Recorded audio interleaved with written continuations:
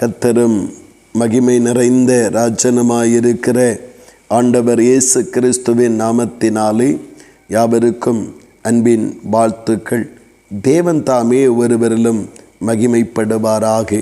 இந்த நாளுக்குரிய தியான வசனம் சங்கீதம் 119 அதனுடைய 113வது வசனம்.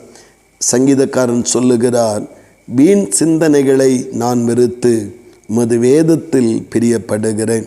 மனித வாழ்விலே அவன் வாழ்க்கையின் பகுதிகளை அவன் நடக்கிற அந்த பாதைகளை அல்லது அவன் வாழ்க்கையிலே சந்திக்கிற காரியங்களை அவன் தன்னுடைய சிந்தைகளுக்குள்ளே கொண்டு வரும் பொழுது அநேக நேரங்களிலே அது ஒரு பலகீனமானவைகளாகவும் அநேக விதங்களை பாதிக்கக்கூடியதாகவும் இருக்கிறது.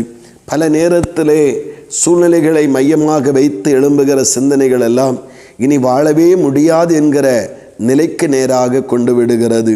இந்த பலகீனமான சிந்தைகள் நடுவிலே அந்த மனித வாழ்வு சீரான ஒரு வாழ்வாக இருக்க முடியாது என்பதை இந்த சங்கீதக்காரன் அறிந்து, நான் வீண் சிந்தனைகளை எனக்குள்ளே என்னுடைய சூழ்நிலைகளை வைத்து எனக்குள்ளே உருவாகிற அந்த வீண் சிந்தனைகளை நான் வெறுத்து கர்த்தருடைய வேத வசனம் இந்த சூழ்நிலையில் இருக்கிற ஜனங்களுக்கு எப்படியெல்லாம் விடுதலையை கொண்டு வந்திருக்கிறது, எப்படியெல்லாம் விடுதலையை கொடுத்திருக்கிறார், கொடுப்பேன் என்று சொல்லியிருக்கிறார் என்கிற அந்த வேத வசனத்தை பார்த்து என்னை நான் தைரியப்படுத்தி கொள்ளுகிறேன், திடப்படுத்தி கொள்ளுகிறேன் என்று அவன் சொல்லுவதை நாம் காண முடிகிறது. பல நேரங்களிலே நம்முடைய வாழ்விலும் அப்படித்தான். நாம் கர்த்தரை ஆராதிக்கிறவர்கள்தான், கர்த்தரை நேசிக்கிறவர்கள்தான், கர்த்தரை நோக்கி ஜெபத்திலே தரித்திருக்கிறவர்கள்தான் நம்முடைய வாழ்வியலின் நிலைகளை நாம் உற்று கவனித்து பல நேரத்திலே அவைகளை குறித்து சிந்திக்க ஆரம்பிக்கிறோம். சிந்திக்கும் பொழுது ஒரு பயமும் திகிலும் வெறுமையும் தனிமையும் உணர்கிற ஒரு சூழ்நிலையாய் மாறி விசுவாச பலவீனங்கள் அங்கே வர ஆரம்பிக்கிறது. நாம் தேவனை விட்டு தேவனை தேட மனமற்றவர்களாய் மாறிவிடுகிறோம். இந்த வீணான சிந்தனை வெறுத்து உபத்திரவங்கள் நடுவில் ஒருவேளை இருக்கலாம், நெருக்கங்களின் நடுவில் இருக்கலாம், தேவைகள் நடுவில் இருக்கலாம்.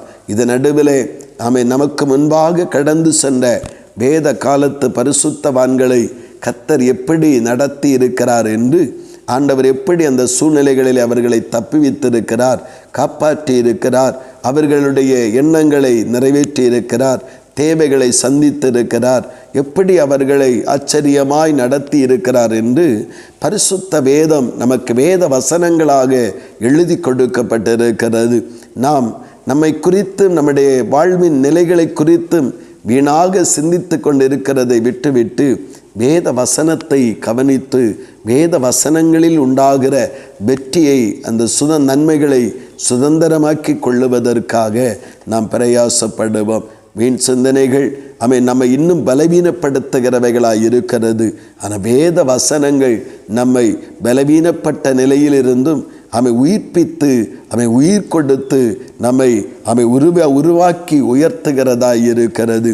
இன்றைக்கு நம்முடைய வாழ்விலே நம்மை குறித்தும் நம்முடைய சூழ்நிலைகளை குறித்தும் நம்முடைய காரியங்களை குறித்து எழும்புகிற வீண் சிந்தனைகளை விட்டுவிட்டு வேத வசனம் என்ன சொல்லுகிறது, பரிசுத்தவான்களுடைய வாழ்க்கையிலே கர்த்தர் என்ன செய்திருக்கிறார், இதை போன்ற பிரச்சனை நடுவில் எப்படி நடத்தி இருக்கிறார் என்பதை கவனித்து நம்முடைய ஆவிக்குரிய அந்த சீர்திருத்தமான ஒரு அர்ப்பணமுள்ள ஜீவிதத்திற்கு நம்மை ஒப்பு கொடுப்போம். நம்முடைய சிந்தைகளிலே தோன்றுகிறவைகள் எல்லாம் வெறுமையும் ஏமாற்றமாய் இருக்கும். ஆனால் வேத வசனத்தை விசுவாசித்தும் பொழுது அவைகள் ஜீவனும் சமாதானமான பலனை நம்முடைய வாழ்விலே கொண்டு வரும். இன்றைக்கு வீண் சிந்தனைகளை வெறுத்து கர்த்தருடைய வேத வசனங்களில் கண்களை பதிய வைப்போம். கர்த்தர் தாமே நம்மை வழிநடத்தி மகிமைப்படுத்துவாராக. ஆமீன், ஆமீன். செபிப்போம். அன்பின் பரலோகத்தின் நல்ல தகப்பனே, இந்த பரிசுத்தமான காலை நேரத்திலும் கர்த்தருடைய சமூகத்திலே எங்களுக்கு தந்த உம்முடைய வார்த்தைகளுக்காக ஸ்தோத்திரப்பா. தேவனே, ஆண்டவரே, உம்முடைய இரக்கம் எவ்வளவு பெரியது. பல நேரங்களிலே எங்களை குறித்தும் எங்கள் சூழ்நிலைகளை குறித்தும் எங்கள் தேவைகளை குறித்தும் எங்கள் காரியங்களை குறித்தும் குடும்பத்தினரை குறித்தும் சிந்திக்கும் பொழுது நாங்கள் விசுவாசத்திலே தளர்ந்து போகத்தக்கதாக அது பலவீனப்படுத்துகிறதாக இருக்கிறது. ஆனால் அப்படிப்பட்ட பலவீனங்கள் எங்கள் தேவனை விட்டு தூரப்படுத்துமே தவிர தேவனோடு கிட்டி சேர முடியாது. தகப்பனே, வீண் சிந்தனைகளை வெறுத்து இந்த சங்கீதக்காரனைப் போல வேத வசனத்தின் மேலே இப்படிப்பட்ட பலவிதமான காலங்களை சோதனைகளை கடந்து வந்த தேவ மனிதர்கள் வாழ்க்கையில் கர்த்தர் எப்படி கிரியை செய்தவர்களை அந்த சூழலிலிருந்து காப்பாற்றி விடுவித்து உயர்த்தி இருக்கிறீர் என்பதை வேத வசனங்கள் எங்களுக்கு எழுதி வைத்திருக்கிறப்பா. அந்த வேத வசனங்களின் படி நாங்கள் கவனம் வைத்து அந்த வேத வசனத்தை எங்கள் இருதயத்தில் பதித்து கண்களை அதன் மேல் பதிய வைத்து ஆண்டவரே, பலகீனங்கள் நடுவிலும் தேவைகள் நடுவிலும் சூழ்நிலைகள் நடுவிலும் வேத வசனத்தை ஆண்டவரை எங்கள் வாழ்க்கையில் மையமாக வைத்து நாங்கள் அதை விசுவாசித்து ஆசீர்வாதங்களை சொந்தமாக்கி கொள்ள கர்த்தர் கிருபை பாராட்டும். அப்படியே நீங்கள் கிரியை செய்கிறபடியாய் ஸ்தோத்திரம். இயேசு கிறிஸ்துவின் மூலம் ஜெபிக்கிறோம் ஜீவனுள்ள நல்ல பிதாவே. ஆமீன், ஆமீன்.